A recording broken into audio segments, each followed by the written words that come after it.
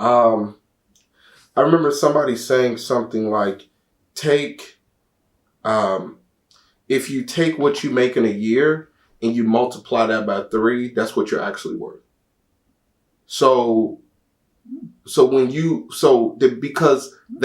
Because you have to think about, they are a business, and the same way they make money off of their products, they have to make money on their people.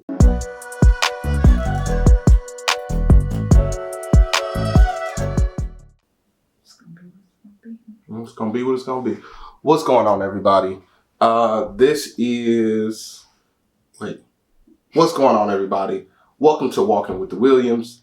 My name is Kenneth Williams. This is Jasmine. Why are you introducing us like that? Because I guess we never introduced ourselves. Yeah. What's your name? We need to record an outro. Jasmine. The lovely Jasmine Williams. And so we wanted to kind of start doing more of these sit-down videos where we're literally are talking to you all, right? And just kind of sharing a little bit about ourselves and stuff like that. We want to do more. It's just time is limited. Mm-hmm. Time is very limited. Mm-hmm. So, yeah. So we're happy to be able to get this to y'all today. We've been Jasmine has really been transitioning more than I have, because I've kind of already been here in this mindset as far as I don't really like people telling me how much I can make, telling me that I can't take vacations and things like that. And I love making the amount of money that I want to. And some of you all out there are probably in the same boat as me. And so, but Jasmine has been a teacher for a long time. But what are you going to do? Go ahead, say what you How you know I want to tell people? Oh. It could be a secret.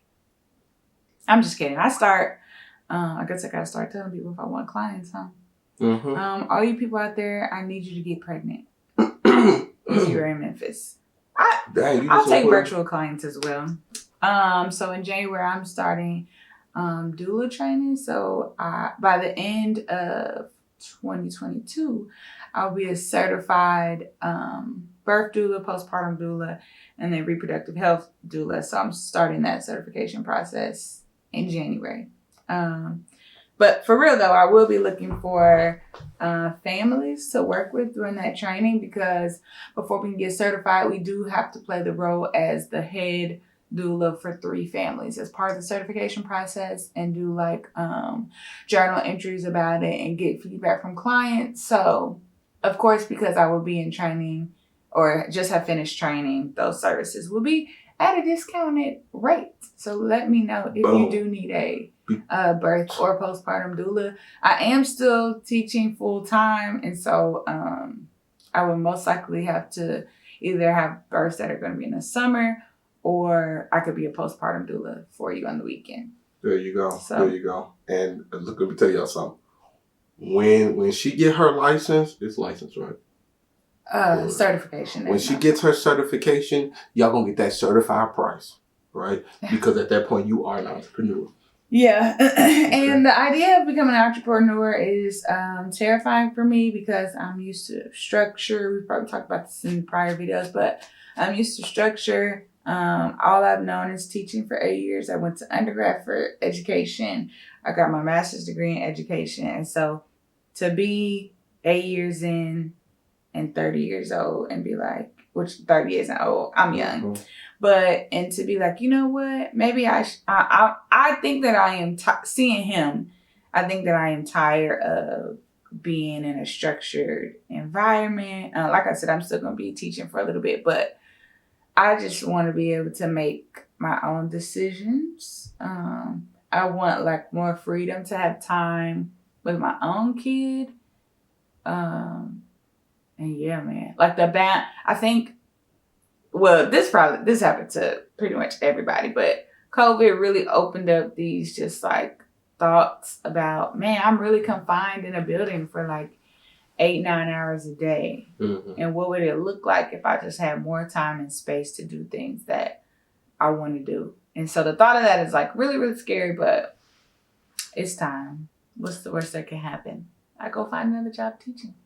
And I think that's the beginning of it. When you start to look at where you are and being and I feel like I can do more with my time. Mm-hmm. I remember I was in that same boat when I was in Regions. I would sit there in that cubicle and I was just like, I could be helping people find houses. Or I can be, you know what I mean? Like, I kept thinking that and I was just like, man. And although those first couple of years, I didn't make a whole bunch. It was just like, that freedom of knowing that, for me, it was knowing that if I fail, that it was my fault. And I was okay with that.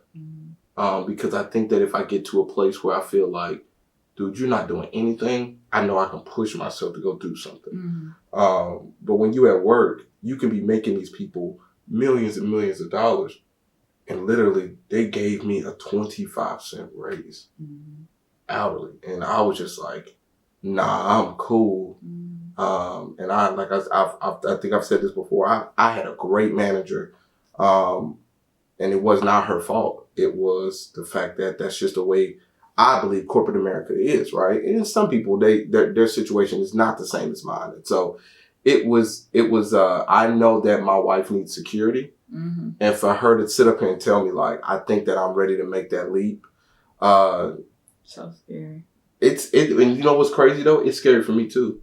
Is it? Yeah, it's a little scary for me because you're like, go babe, go do it. Well, because just like Kev on stage and like they said on the Love Hour, right? You got the kite and string. And now I feel like I've always been, yes. So I've always been the kite. You've always been the string. And so now you're trying to think like a kite. And I just hope that, but I know that you won't lose the string mentality, right? Like you're always going to be playing. I'm like a kite, but I got like a weight.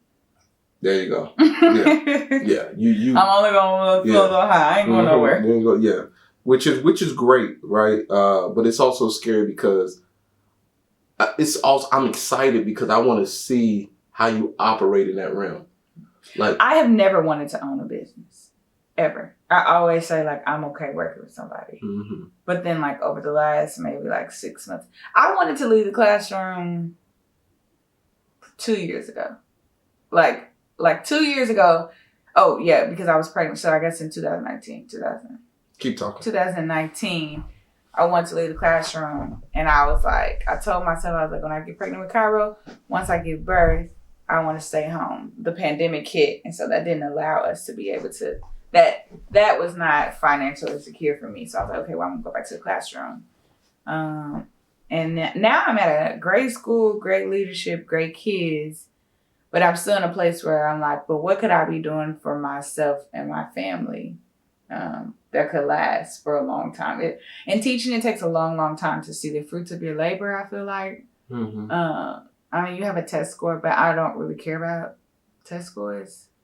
But tell the reason why you don't really care about test scores, because I don't think the test scores define me as a teacher or anybody as a teacher. Well, even as I don't students, think they define the students as who they are or what they know, because I think that if you give them a certain type of test, it's going to produce for you a number comparing them to other students with different types of knowledge. However, if you would give our students a different type of test and compare that number to a kid from a different background, they would score higher. And so I just don't think that it really is reflective of the knowledge of my students.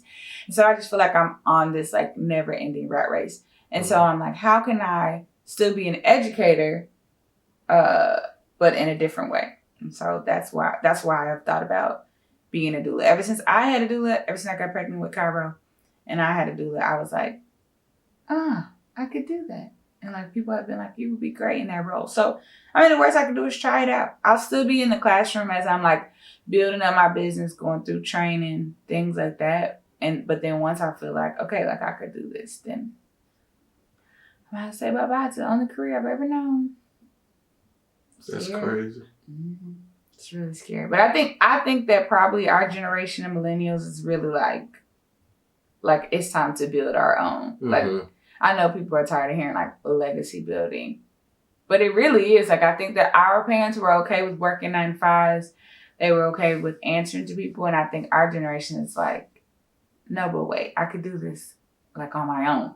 Yeah, and I think it's because we have more tools in our hand. Oh, yeah. Right? Like, we no longer have to go get an encyclopedia because we have freaking Google. Like, you know what I mean? Like, we have all these websites and things like that. Our parents didn't have those kind of things. So I'm happy to be in this type of realm because there are so many. I feel like our generation is creating so many, like, creatives, right? And, like, you see people making millions of dollars on YouTube. You see people just coming up with vending machine companies, you know what I mean, franchises. You've seen people. We are looking for a vending machine location as well. So if you would like to put a vending machine in your place of business, call us. Let us know. Like we found out about the platform called Turo, right? And I think we talked about it before, and we're actually going to make a video kind of walking through how we did Turo, what we're actually making on Turo, and how it's working out for us. But I mean, that actually pays a bill of ours. We got a rental property that pays a couple bills of ours. And so, like, with that, we're starting to see the benefit of working for yourself and getting assets versus giving, let me say this is my words, giving a place the best years of your life and enjoying your life when you're about ready to retire or you're retired. Right? Your body doesn't operate. Like, why do we have to wait till 70 to enjoy life? Yeah. I don't want that. And so, like, my plan is to retire early, like in my 40s. Like, I want to retire, like, when I'm 40. That's like tomorrow. You just so disrespectful. That's the thing. See, and you're just so disrespectful. So. Just kidding. But yeah, man, and you know, I think that and I'll tell you what, babe, I'm proud of you. Thanks. I really am. I'm proud of you. I can't wait to see you more. I can't wait to spend more time with you. Because we both going to probably be working up out of this house. So that's going to be really cool. We just got to try not to make no more babies. Yeah. Not until next summer. Yeah. So. What do you think has caused you to always have that, like, kite mindset and be like, I can work for myself? I remember somebody saying something like, if you take what you make in a year and you multiply that by 3, that's what you're actually worth. So because you have to think about, they are a business, and the same way they make money off of their products, they have to make money on their people, right? They can't sit up here and pay you $300,000 if you're going to only bring them in $300,000, because then you're only bringing in what your salary's going to pay, right? So if you're going to make them $300,000, they need to pay you something like $30,000, right? Because it needs to make sense. And so with that in my mind, I'm sitting up here thinking to myself, working at the bank, I'm thinking, man, we get these bank loans, and I mean, we get $100,000 loans, all these credit cards, all the different stuff. The bank is making money off of the money that is deposited into these accounts, but they need us in order to convince these people that they need a loan, and they're making more money off the interest than what they're actually giving back to the savings accounts and things like that. So they're really just making so much money off of us and the clients that I was sitting up here thinking to myself, man, I was making 34,000 at Regions, and I would say probably like 36,000 at Regions, and the most I ever made after bonuses was like 38, almost 39,000. And I kept thinking to myself, I'm worth more than this. I'm worth more than this. And I kept thinking to myself, and I did not believe it. But one of the things that I was thinking was, the only reason why you're making what you're making is because you decided not to stay in school. You decided not to get a degree. And because of that, you will be a failure. And so I kept thinking, well, how do I make the money that I want without going to school and giving them $80,000? Like, you know what I mean? And so when it came to that, you know, and your mom was always telling me go into real estate. So that right there was just kind of like, why did I continue to have this mindset? Because I did not want people telling me for the rest of my life what I can make or who I was as a person, right? You're not going to give me a promotion because you don't like something about me. There was so many times where it was, you have a beard, you're not going to be able to. What? I have a beard. Now everybody wears a beard. But before that, when I first got into banking, it was you need to change your image. You need to look the part. So you're withholding my promotion and money because of what you think about me. And to be all the way honest, when I was in Cincinnati, the people who were above me was white. And so I had to look like them. And I was like, I'm not about to let y'all do that to me no more. And that's why I kept having that mindset like, no, this is not true that I need to go to school and I need to get a degree. We live in a different time period. Most people do, depending on what you're trying to do. I'm not knocking anybody who goes to school. But me, specifically, I did not know what I wanted to go to school to do. I never wanted to be a doctor. I don't know what I wanted to. I don't even know why I would even go to school to go get a degree.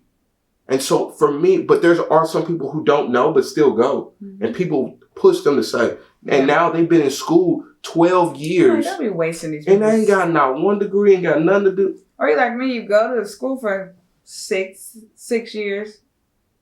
And then 8 years later, you're like, oh, I actually want to do something that doesn't even require a degree. Which is okay, though. Because everything that you learned, right? Everything. Yeah, like, it'll translate to. It'll translate over here to the doula thing. You know what I mean? Like the fact that in college, you have to be able to focus and complete a task. And you need to be able to control your time as far as, what do you call it? Planning your time and stuff like that, which you're great at doing. And that's the reason why I lean on you a lot, because I'll be like, Lord Jesus, it's hard for me to do this sometimes. But I'll be like, and you get me together, which is great. So, but, so you've told us your fears, and I think you've told us what you're looking forward to. All right. Do you ever feel like you would regret leaving the classroom? No, because I could always go back. I feel like I have enough people in education that if I ever was like, you know what, I miss the classroom, I think I want to go back. Or I don't know if I would go back in the capacity of being a classroom teacher. But something as far as traditional education, I could always get back in it. Yeah. So I'm like, my license is good for like another, 5 years. So we'll see where 5 years takes me. But hopefully by 5 years, I've built up my own brand and business in a way that is sustainable for our family and more like freedom. So I don't know. We'll see. It's scary, but I think it's just what we have to do if we want to be able to really provide for ourselves and our family and have balance. Like, I feel like now in 2021, people are just like, it doesn't make sense for me to be in a building for 9 hours. No sunlight. Like, no sunlight, taking care of other people. Like, and in the doula role, I'm still taking care of other people, and there's still long hours, but it's just like different. It's different. Yeah. It's different work. So yeah, that's kind of our life transition that we're in right now. It's super scary, but I think it'll be really rewarding in the end. Yeah. So I'm proud of you, babe. Thanks. It's really because of you. I've just been watching you thrive and focus, and I'm like, I could do that. I'm so glad. Like, I have more organizational skills than you. I could do that. Wow. You just gotta keep on. You said it. Hit you with the stabby stab. You said it. Goodness gracious. Yeah, I think that you're actually going to be more successful than me.